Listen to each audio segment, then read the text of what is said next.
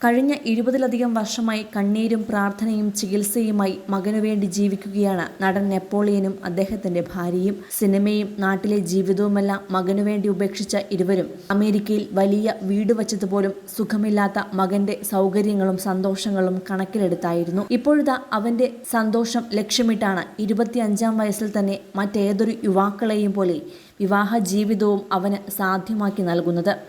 കഠിന പരിശ്രമത്തിനൊടുവിൽ തമിഴ്നാട്ടിലെ തിരുനെൽവേലിയിൽ നിന്നും ഒരു പെൺകുട്ടിയെ കണ്ടെത്തുകയും ആഘോഷമായി വിവാഹ നിശ്ചയമടക്കം നടത്തുകയും ചെയ്തിരിക്കെ കല്യാണം മുടക്കാനുള്ള ശ്രമങ്ങളും തകൃതിയാണ്.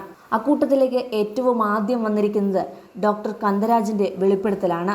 ഒരു പ്രമുഖ യൂട്യൂബ് ചാനലിന് നൽകിയ അഭിമുഖത്തിലൂടെ താരപുത്രന് വന്ന അസുഖത്തെക്കുറിച്ചും അതിൻ്റെ പ്രത്യാഘാതങ്ങളെക്കുറിച്ചുമൊക്കെ ഡോക്ടർ സംസാരിച്ചിരുന്നു. നെപ്പോളിയന്റെ മകന് ഒരു അപൂർവ രോഗം മാത്രമല്ല, അപകടകരമായ ഒരു രോഗമാണിത്. ഇത് പാരമ്പര്യമായി വരുന്ന രോഗമാണ്. ഇംഗ്ലീഷ് മെഡിസിനിൽ ഇതിന് ചികിത്സയില്ല. രോഗികൾ സാധാരണയായി 12 അല്ലെങ്കിൽ 13 വയസ്സോടുകൂടി മരിക്കുകയാണ് പതിവ്. നെപ്പോളിയന്റെ മകന് 25 വയസ്സ് തികഞ്ഞുവെന്നത് പറയുന്നത് വലിയൊരു നേട്ടമാണ്.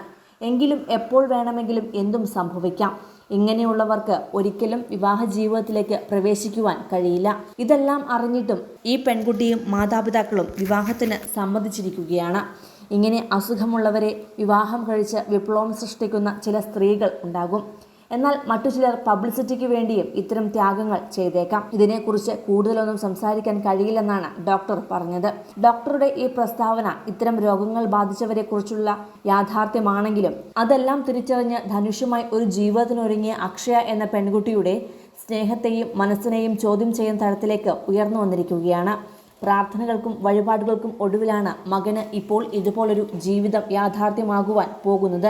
ആ സാഹചര്യത്തിൽ ഇത്തരം പ്രസ്താവനകൾ തങ്ങളെ വളരെയധികം വേദനിപ്പിക്കുന്നുവെന്നും ഇങ്ങനെയൊന്നും ആരും പറയരുതെന്നുമാണ് നെപ്പോളിയനും കുടുംബവും പ്രതികരിച്ചിരിക്കുന്നത്. ദിവസങ്ങൾക്ക് മുമ്പാണ് ധനുഷിന്റെ വിവാഹ നിശ്ചയം നടത്തിയത്. ചില ആരോഗ്യ പ്രശ്നങ്ങൾ കാരണം ധനുഷിന് വിമാനത്തിൽ യാത്ര ചെയ്ത് നാട്ടിലെത്താൻ പോലും കഴിയാത്ത അവസ്ഥയിൽ വീഡിയോ കോളിലൂടെയായിരുന്നു വിവാഹ നിശ്ചയ ചടങ്ങുകൾ നടത്തിയത്. ധനുഷിന് വരാൻ കഴിഞ്ഞില്ലെങ്കിലും നെപ്പോളിയനും ഭാര്യയും കുടുംബസമേതം തമിഴ്നാട്ടിലെത്തുകയും ചടങ്ങുകൾ അതീവ ഭംഗിയായി പൂർത്തിയാക്കുകയും ചെയ്തിരുന്നു. തിരുനെൽവേലിയിൽ നിന്നുള്ള അക്ഷയ എന്ന പെൺകുട്ടിയാണ് ധനുഷിനെ വിവാഹം കഴിക്കുവാൻ ഒരുങ്ങുന്നത്. ഉടൻ തന്നെ ധനുഷും അക്ഷയും തമ്മിലുള്ള വിവാഹം ഉണ്ടാകും. വിവാഹവുമായി ബന്ധപ്പെട്ടുള്ള തിരക്കുകളിലാണ് നെപ്പോളിയനും കുടുംബവും ഇപ്പോഴുള്ളത്. ധനുഷിന് 4 വയസ്സുള്ളപ്പോഴാണ് അപൂർവമായ മസ്കുലർ ഡിസ്ട്രോഫി എന്ന അസുഖം കണ്ടെത്തിയത്. പിന്നാലെ നാട്ടിൽ നിന്നും മകന് വേണ്ടിയുള്ള ചികിത്സകൾ നടത്തിയെങ്കിലും കാര്യമായ പുരോഗതിയൊന്നും ഉണ്ടായില്ല. അങ്ങനെയാണ് നടൻ കുടുംബസമേതം അമേരിക്കയിലേക്ക് പോകുന്നത്. അവിടെ സ്വന്തമായി ബിസിനസ് നടത്തി വരികയായിരുന്നു താരം. കൂടുതൽ സിനിമ, സീരിയൽ, ചാനൽ വാർത്തകൾക്കും നിങ്ങളുടെ പ്രിയപ്പെട്ട താരങ്ങളുടെ എക്സ്ക്ലൂസീവ് അഭിമുഖങ്ങൾക്കുമായി സബ്സ്ക്രൈബ് ചെയ്യാൻ മറക്കല്ലേ.